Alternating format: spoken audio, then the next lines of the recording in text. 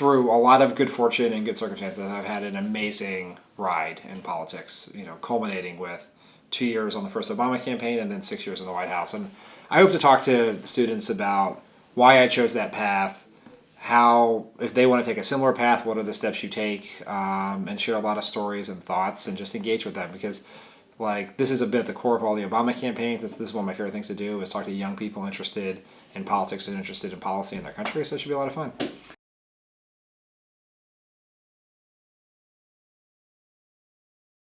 If you want to change the world or change your country or help people, there's no better way to do it than government. Everything else is small scale. If you think about, the American government is the largest enterprise in the entire world.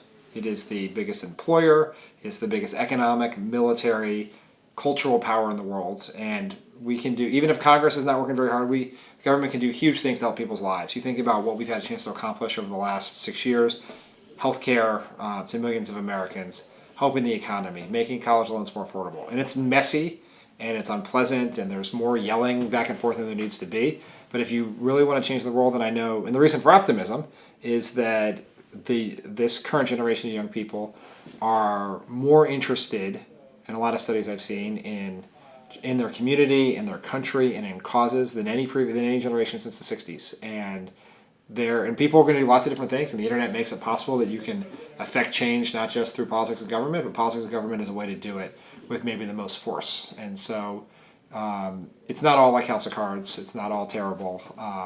There's a real opportunity to help people if that's what you want to do, and government's a great way to do it.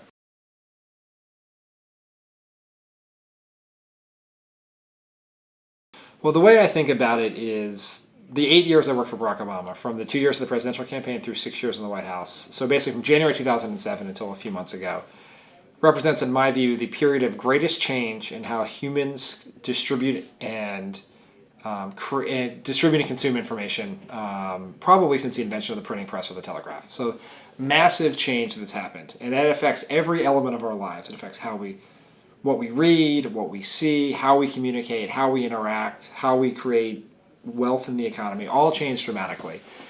The place where the change has been greatest is in communications and media. When I started working for President Obama, I think about this. Facebook was something only used by college kids in America. Twitter had barely begun. Snapchat, Medium, WhatsApp did not exist. Big, important platforms like BuzzFeed did not exist. The modern smartphone had not really been invented. So think about that. Back then, you couldn't watch a video on the phone. You could barely surf the web. You certainly couldn't broadcast a video. So the world has changed dramatically in that period of time. It affects how presidents govern, how they communicate, how they engage with the public, how they take their ideas and sell them to the public, how they respond to criticism and attacks. And I've had the opportunity to be at the front lines of that change, working in various communications and strategic roles for the president for the 8-year period. And my view, and why this is, I think, important for the students here, is that I think the amount of change we've had over the last 7 years is going to pale in comparison to the amount of change over the next 7. We're only at the beginning of this revolution. And if we're going to be able to have successful government that can properly engage the American people, then we're going to have people who are thinking ahead of the curve on what's coming next. And I think it's a very exciting time, and hopefully my experiences, our successes, and our failures, and now that I've left the White House, I can admit there were some failures. And none of them that David was involved in, but some failures, and can provide some lessons for people who are thinking about careers in politics.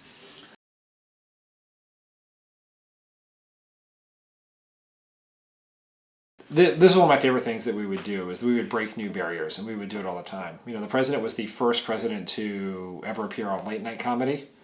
And when we did it, everyone in Washington had a heart attack. I thought David Gergen's head was going to explode. It was unpresidential. Then we went on Daytime Talk. We went on The View. First president to do that.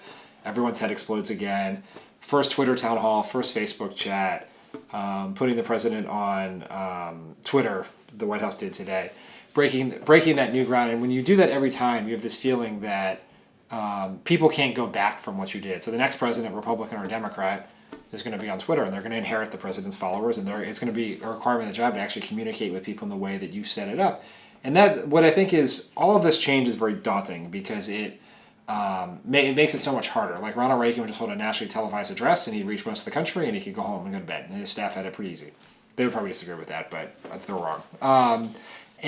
But now we have to work so much harder to get our message out. Some of that's through digital platforms and content we create on our own. Some of it remains very importantly through the traditional press, because that's where still a lot of people, mostly older people, get their information. But what is good about this change is that it democratizes information in a way that a person with a Twitter account can be as powerful as the New York Times. A person with Meerkat or Periscope on their phone can be as powerful as NBC News.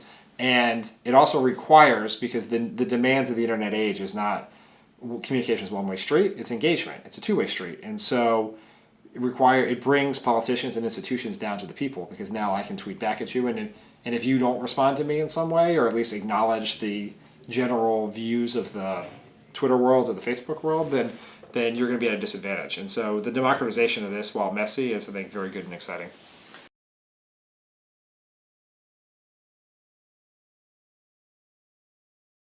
One thing we did early on, when cable news, in the early part of the presidency, when cable news was still, or cable in general was a much more important part, because we hadn't gotten to Netflix and TV on demand as much. Because we were trying to put the president on lots of different outlets where he would see people who would not traditionally watch news. And so we had done an event at the White House for NASCAR.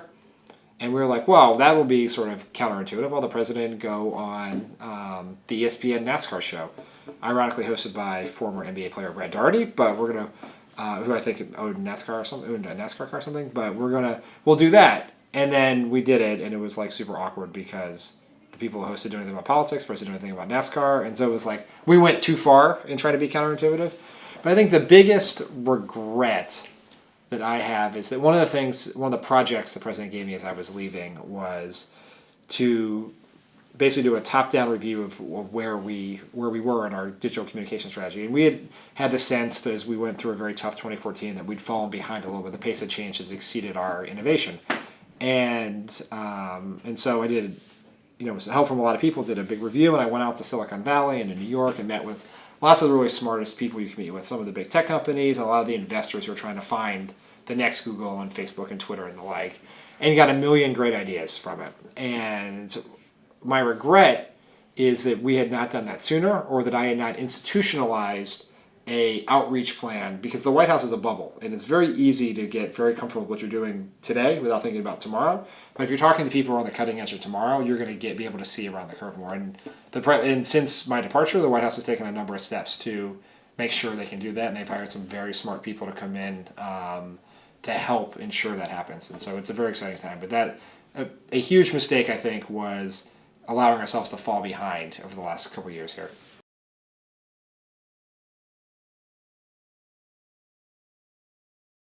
Some people may know this, but I could be wrong. But I think where we're headed is that the entire business model of television, that has held up television since its inception, or at least since the invention of cable, is about to fall apart.